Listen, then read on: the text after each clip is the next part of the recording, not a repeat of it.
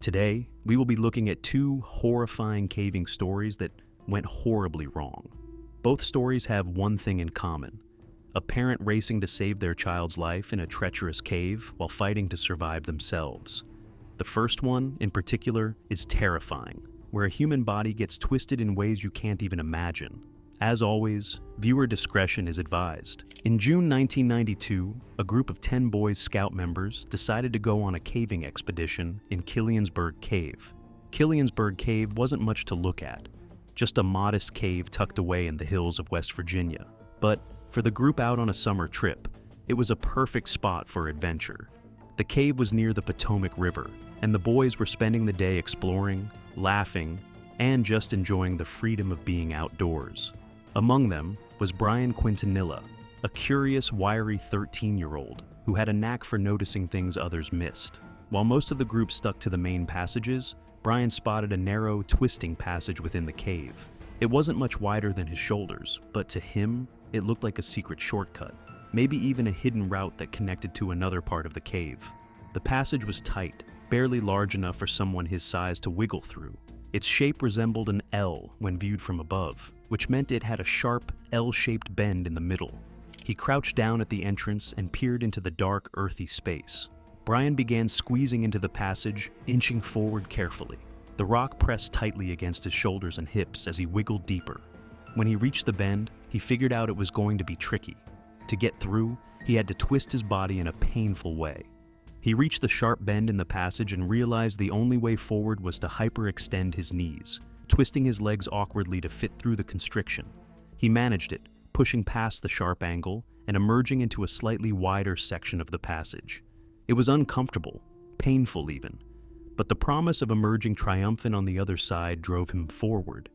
He pressed his body through the bend, his breath quickening as the passage tightened further. Finally, with one last push, he managed to pop through the constriction. At first, he must have felt triumphant. He'd made it through the toughest part. But that relief didn't last long. It only took a moment for him to realize that something had gone horribly wrong, and the relief had turned to dread in an instant. The narrow passage widened just enough for him to realize he was trapped. The sharp angle of the bend and the hyperextended position of his legs made reversing his moves nearly impossible. He tried to wriggle free, but the rock wouldn't give in. Panic prickled at the edges of his mind as he tried to wriggle backward, his body refusing to obey. He couldn't get himself out of there. He was painfully wedged, stuck alone inside the cave's passage.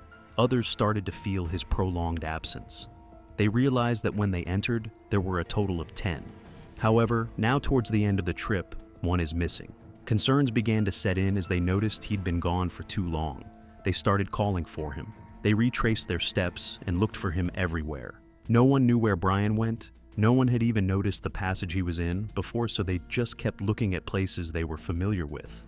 They kept calling his name, hoping for a response. Eventually, Brian heard his friends' voices, and now he had to muster strength to shout back. Brian made repetitive sounds as his awkward bend made speaking difficult. They heard his muffled voice calling back, full of fear. They rushed to the passage and found Brian wedged inside, unable to move. From their view, they could only see his legs. No one knew in what position he was stuck in, since they haven't seen this passage before. A few of them tried pulling on his legs or giving him advice, but nothing worked. The situation was quickly getting serious, and they could see him suffer in pain. Brian's chest was bent unnaturally, each breath coming in short bursts. The sharp bend of the passage had locked his knees into a hyperextended position, sending jolts of pain through his legs with every attempt to shift. The strain on his body was relentless, an intense grinding ache that built with every passing moment. The narrow space magnified the discomfort, leaving him nauseous, lightheaded, and acutely aware of how little control he had over his own movements. The rock did not yield, and neither did the pain. They tried to reassure him, their young voices wavering with uncertainty, still trying to tug at his legs, but the passage refused to relinquish its hold.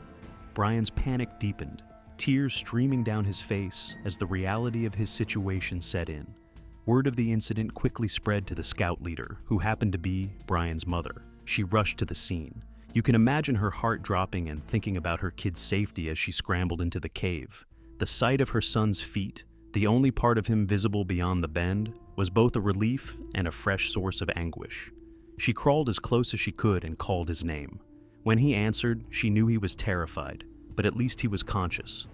Assessing the situation, she realized that his current position was likely the same one he had used to navigate the bend. To free him, he would need to duplicate the painful contortion in reverse. It was a daunting prospect, both for Brian and for her. The boy's breathing was shallow, but the only way to get him out was for him to retrace his steps. He'd have to twist and bend his body the same way he had when he went in, only this time backward. It wasn't going to be easy. In fact, it was going to hurt. But there was no other way. She talked to him steadily, trying to keep him calm. She explained the plan and told him she'd be there to help him every step of the way. Brian didn't want to do it. He was crying and scared, and the thought of going through that pain again was overwhelming. But his mom's voice left no room for argument. She grabbed his legs and told him to start moving. She braced herself, her fingers gripping his ankles, and began to pull. Brian's screams filled the narrow space, raw and primal. The process was agonizing. Every inch he moved scraped his skin against the rock, and his knees felt as if they were being wrenched apart. The other scouts stood outside, pale and silent, listening to the sounds coming from inside. They knew they couldn't do much but wait. Some shifted uncomfortably, while others stared at the ground, unwilling to meet each other's eyes. The sense of helplessness weighed heavily on them. Inside the cave, Brian's progress was agonizingly slow. His mother's hands trembled as she pulled, her heart breaking with each of his cries. She whispered words of encouragement, though her own voice threatened to crack. Inch by inch, Brian's body began to move back through the constriction. The rock seemed to fight them every step of the way, its jagged edges unyielding and merciless. The whole ordeal felt like it lasted forever, but finally Brian's torso emerged from the bend. With one last pull, his mom got him free. Brian collapsed into the wider part of the passage, sobbing and trembling. But before his mom could calm him down, the adrenaline surging through his body drove him into a blind panic. The tight spaces that had felt like an adventure earlier now felt suffocating. He was feeling more and more claustrophobic. Soon, with the help of his mom, he got out of the passage as fast as they could. He collapsed onto the floor for a while. However, Brian's mental state was getting weaker. The cave was making his panic attack worse, and just after a minute or two, he started to feel suffocatingly trapped. Everyone held him and escorted him out of the cave, his face pale and contorted with fear. He stumbled into the open air, collapsing onto the grass. His chest heaved as he gulped in deep breaths, the sunlight almost blinding after the cave's dim confines. His mother came out shortly after, her hands scraped and bloody, her face a mix of exhaustion and relief. The group gathered around Brian. No one said much. The weight of what had happened hung heavily over them. In the days that followed, Brian's body healed, but the emotional scars lingered. That experience stuck with him for years to come. This next story is even more terrifying than the previous one. In this one, a father not just struggles to survive, but also witnesses his kids fighting for life. It was June 18th, 1990, when Gary Lutz decided to take his two sons, 13-year-old Gary Jr. and 9-year-old Timothy, caving in West Virginia's new Trout Cave. It seemed like the perfect opportunity for an adventure. Gary, with over 2 decades of caving experience, was eager to share the thrill of exploring underground with his boys, even though they were relatively new to the activity. The trio arrived well prepared, or so they thought.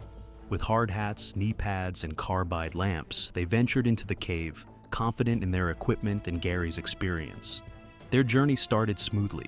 They navigated through the initial passages with ease, pausing to admire the vast big room with its towering ceiling and expansive floor. After a quick bite, the three ventured into the maze, a complex network of narrow passages, ledges, and crawlways. Here, the cave's tight spaces began to challenge their resolve, but Gary's guidance and enthusiasm kept his sons motivated.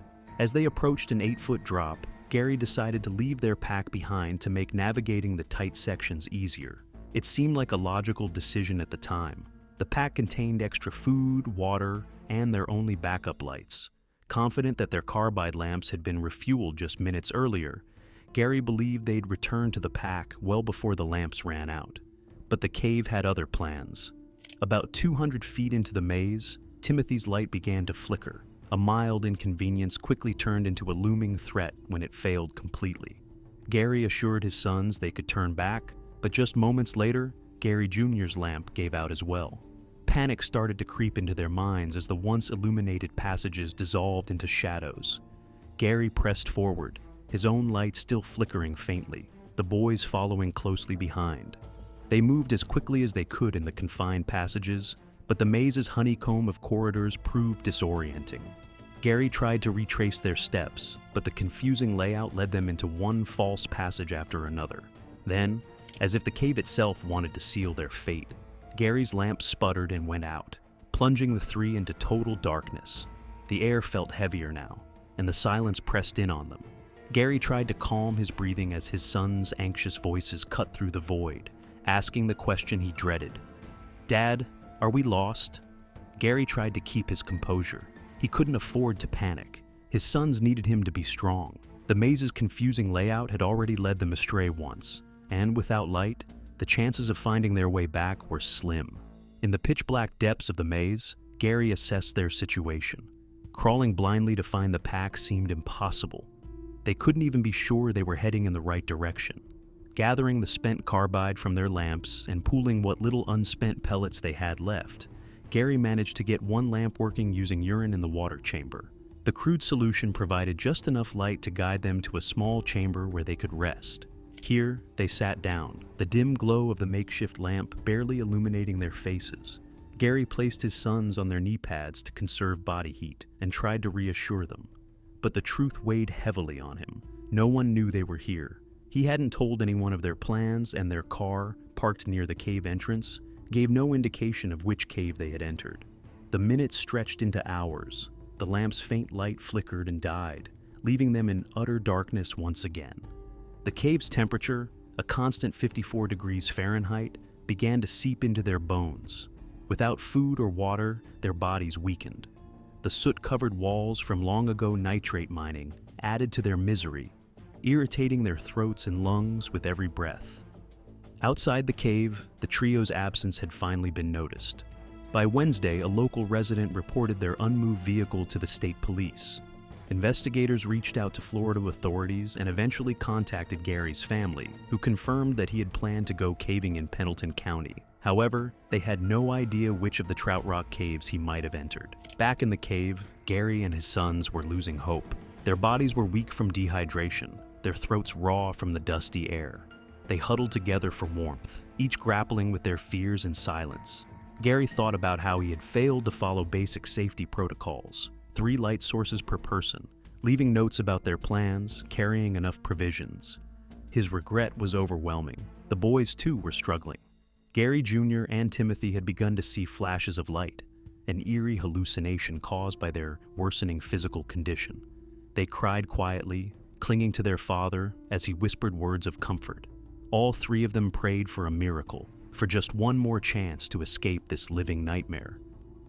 By Friday morning, the Lutz family had been trapped in New Trout Cave for nearly 5 days. The rescue effort had grown in scale, with multiple caving groups and emergency responders converging on the site. For the rescuers, the odds of finding survivors after such a prolonged period without food or water in the cold, damp environment of the cave seemed slim. When the Lutz pack was discovered deep in the maze, hope flickered briefly before reality set in. The pack's location suggested that the family had ventured further into the labyrinth of crawlways and stoopways, likely losing their way in the darkness. The search teams braced themselves for what they believed was now a body recovery mission. "We're probably looking for fatalities," one rescuer said quietly to another as they entered the maze. The oppressive silence of the cave seemed to confirm their fears. Every corner turned, and every crawl space inspected revealed nothing but cold, lifeless rock. The rescuers steeled themselves for the grim task ahead, their voices echoing eerily as they called out into the void. The maze itself was a formidable challenge. Tight passages forced rescuers to squeeze through on their bellies, their helmets scraping against jagged rocks.